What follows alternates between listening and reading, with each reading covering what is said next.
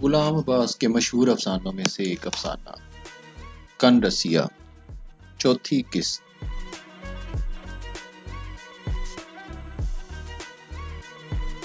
اس وقت دوپہر ہو چکی تھی، ظہر کا وقت تھا۔ دونوں گھر واپس آ رہے تھے کہ راستے میں ایک مسجد نظر آئی۔ حیدری خان وہیں ٹھہر گیا۔ اس نے بڑی رفت بھری آواز میں فیاض سے کہا، فیاض بیٹے، آج بڑی مدت کے بعد پاک صاف ہوا ہوں اور کپڑے بھی پاک ہیں۔ میرا جی چاہتا ہے کہ آج اپنے مولا کے سامنے ذرا سر جھکا لوں۔ فیاض کو کچھ تعجب تو ہوا، مگر اس نے خان صاحب کی خواہش کو رد نہ کیا اور دونوں دوسرے نمازیوں کے ساتھ مسجد میں داخل ہو گئے۔ تھوڑی دیر کے بعد جب حیدری خان مسجد سے نکلا تو اس کی آنکھوں میں ایک چمک پیدا ہو گئی۔ لباس کی اس تبدیلی کے ساتھ ہی اس کے طور بھی ایک دم بدل گئے۔ اس کی زبان سے وہ بات بات پر دعائیہ کلمات کا نکلنا بند ہو گیا۔ اس کے بجائے اس کے انداز تخاطب میں ایک تحکم پایا گیا۔ جس وقت فیاض اس کے ہمراہ بازار سے گزر رہا تھا تو ایسا معلوم ہوتا تھا جیسے کوئی مؤدب شاگرد استاد کے ساتھ ساتھ جا رہا ہو۔ عسکری نے حیدری خان کی یہ دج دیکھی تو حیران رہ گئی۔ اسے پہلے پہل اس شخص سے جو کراہت محسوس ہوئی تھی وہ جاتی رہی۔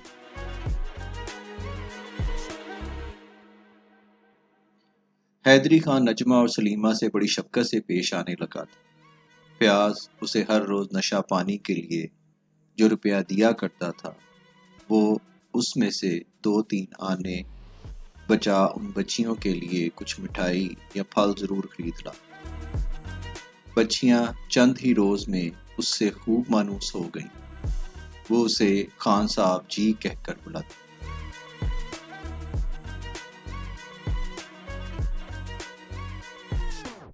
حیدری خان عسکری کے کھانے پکانے کی بھی سچے دل سے تعریف کیا کرتا۔ وہ کہتا، بیٹی سبحان اللہ، کیا لذیذ کھانا پکاتی، جو راجوں اور نوابوں کو بھی نصیب ہے۔ ان کے کھانوں میں تو بس تکلف ہی تکلف ہوتا ہے، مزہ خاک بھی ہے۔ رفتہ رفتہ اس کی تعریفوں میں عسکری کو مزہ آنے لگا۔ وہ کبھی کوئی خاص چیز پکاتی تو دل میں کہتی، دیکھیں آج خان صاحب کیا کہتے۔ اب خان صاحب کے گھر میں آنے جانے کی کوئی پابندی نہ رہی، کیونکہ عسکری نے میاں کا اندیہ پا کر ان سے پردہ کرنا چھوڑ دیا۔ وہ حیدری خان سے کہتی، خان صاحب آپ دوپہر کا کھانا بھی گھر ہی آ کر کھا لیا کریں۔ مگر حیدری خان کو یہ وقت تکیوں میں گزارنا زیادہ پسند تھا۔ ادھر فیاض کے ذوق و شوق کو دیکھ کر حیدری خان نے اسے پوری توجہ سے سرود کی تعلیم دینی شروع کر دی تھی۔ اس نے مہینے 1.5 مہینے کے اندر ہی فیاض کو 2-3 راگوں کی الاپ اور کچھ گتیں بھی سکھا دی تھی، اور اب فیاض سرود نوازی میں روز بروز ترقی کرنے لگا تھا۔ اگرچہ اس پر حیدری خان کے اخراجات کا پورا بوجھ پڑ گیا تھا، جس سے وہ بہت تنگ دست ہو گیا تھا، پھر بھی وہ خوش تھا، ایسا خوش کہ زندگی سے پہلے کبھی نہ ہوا تھا۔ چونکہ حیدری نے بازاروں میں بیٹھ کر سرود بجانا اور مانگنا ترک کر دیا تھا، اس لیے اس کا سرود زیادہ تر گھر ہی میں رہتا۔ اس نے فیاض کو پوری اجازت دے رکھی تھی کہ وہ جب تک چاہے اس کے سرود پر ریاض کرتا رہے۔ فیاض صبح کو دفتر جانے سے پہلے 2 گھنٹے خوب ریاض کرتا۔ دفتر میں بھی سارا دن اس کی انگلیاں فائلوں پر یوں دوڑتی رہتی جیسے وہ سرود بجانے کی مشق کر رہا ہو۔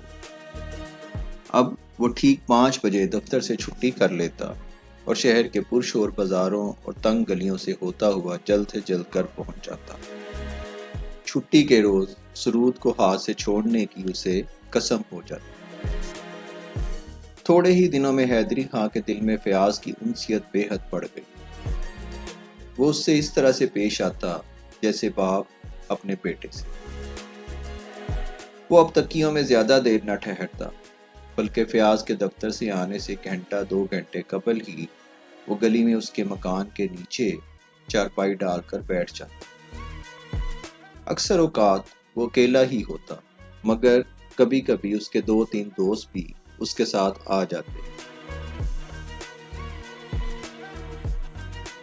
اس پر گلی میں گانے بجانے کے لمبے لمبے تذکرے چل نکلتے۔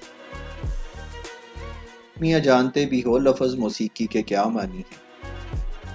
حیدری خان اپنے ساتھیوں سے مخاطب ہو کر کہتا، اللہ کروٹ کروٹ جنت نصیب کرے۔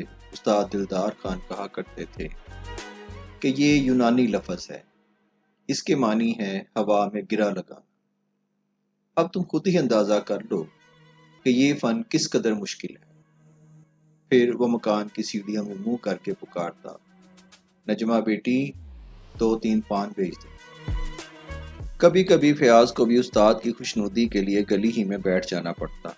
ایسے موقع پر حیدری خان اپنے دوستوں سے فخریہ کہتا، میاں یہ عطائی اب تم سب کے گنڈا باندھے، ہے تو مولوی کا بیٹا مگر خدا کی دین ہے، ہاتھ ایسا سریلا ہے کہ سرودیوں کے گھرانوں کے ڈونڈوں کا بھی گرا۔ اور فیاض کے ماتھے پر شرم سے پسینہ آ جاتا اور وہ نیچی نظریں کیے یہ باتیں سنتا رہتا۔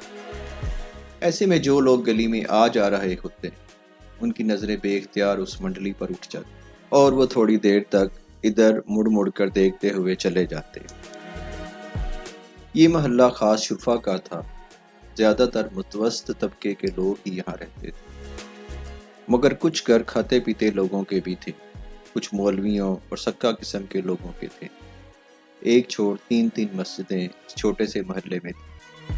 علیل صبح مرغوں کی ککڑوں کوں کے ساتھ ہی آگے پیچھے مسجدوں سے اذانیں سنائی دینے لگتی اور سارے محلے پر ایک تقدس کی فضا چھا جاتی۔ فیاض کو اس محلے میں رہتے 10 برس ہو چکے تھے۔ اس عرصے میں کبھی کسی کو اس وجہ سے شکایت پیدا نہ ہوئی۔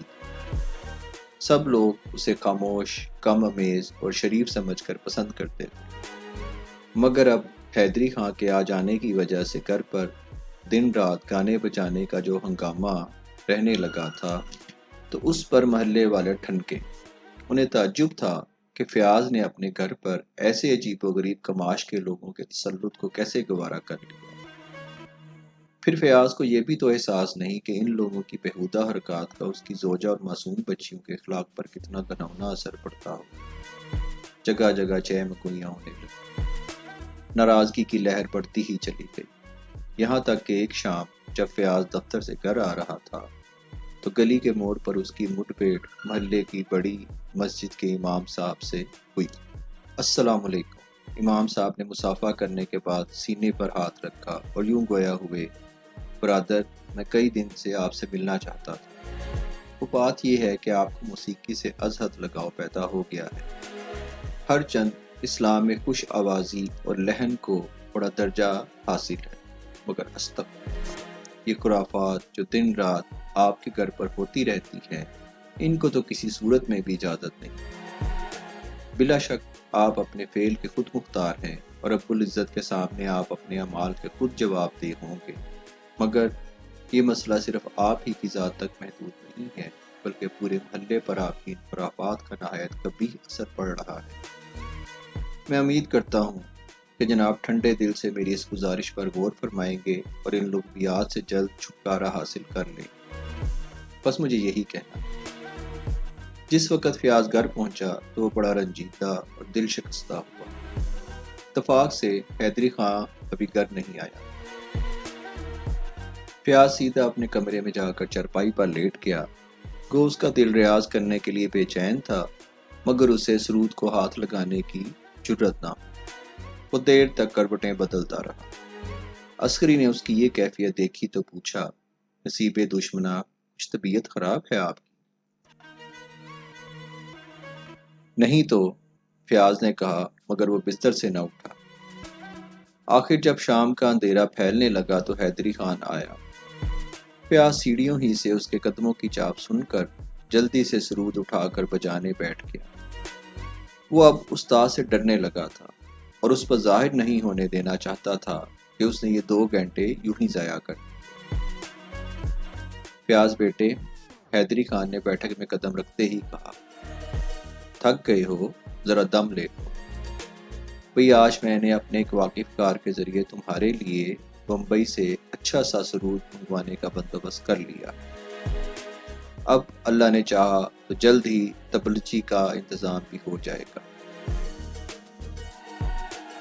فیاض نے تشکر آمیز نظروں سے استاد کی طرف دیکھا مگر زبان سے کچھ نہ کہا۔ اس کے بعد حیدری خان ادھر ادھر کی باتیں کرنے لگا۔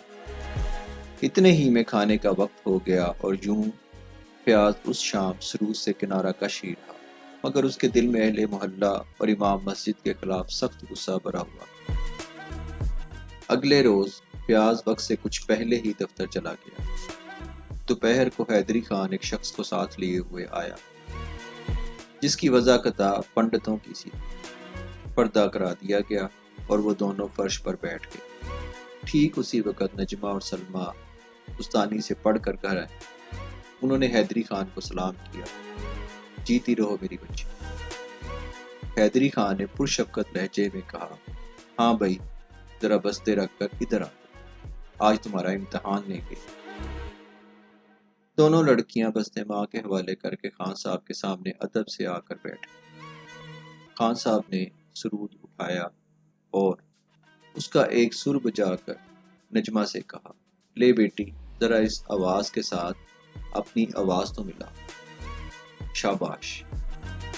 نجمہ کچھ شرمائی مگر خان صاحب کے اصرار پر آواز ملانے کی کوشش کرنے لگی۔ بیٹی اونچی آواز سے کہو، آ یوں۔ لڑکی ذہین تھی، تھوڑی سی مشق کے بعد اس نے ساز کے سر کے ساتھ اپنی آواز ملا دی۔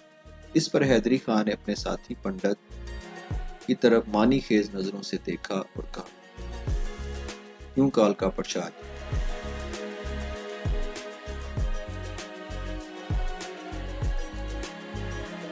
کالکا پرشاد کے ہونٹوں پر مسکراہٹ نمودار اس نے 2 مرتبہ ہوں ہوں کہا۔ اس کے بعد حیدری خان نے نجمہ اور سلیمہ سے کہا، بس جاؤ، شاباش شاباش، منہ ہاتھ دھو کر کھانا کھاؤ۔ جب لڑکیاں چلی گئیں تو وہ کالکا پرشاد سے کہنے لگا، شام کو ان کا باپ آئے گا تو اس سے بات کروں۔ پھر وہ تھوڑی دیر کے بعد اپنے دوست کو لے کر چلا گیا۔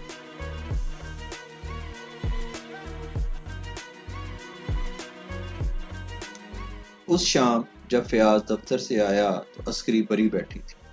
اسے دیکھتے ہی برس پڑی، دیکھو جی، اب تک تو ہم تمہاری سب باتیں مانتے چلے گئے تھے، مگر اب معاملہ حد سے بڑھ گیا ہے۔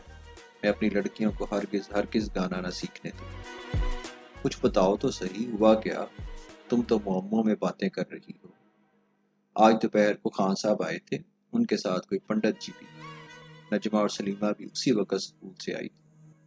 پہلے خان صاحب نے دونوں لڑکیوں کو گوایا، پھر نہ جانے چپ کے آپس میں کیا باتیں کرتے رہے۔ میں چلمن میں سے سب دیکھتی رہی۔ سنو جی، اگر خان صاحب چاہیں کہ میری معصوم بچیاں لنڈیوں کی طرح ناچنے گانے لگیں تو یہ ہونے کا نہیں، چاہے مجھے ان کو لے کر میکے ہی کیوں نہ بیٹھ رہنا پڑے۔ فیاض کچھ کہنے ہی کو تھا کہ اتنے میں حیدری خان بھی آ گیا۔ جاری ہے۔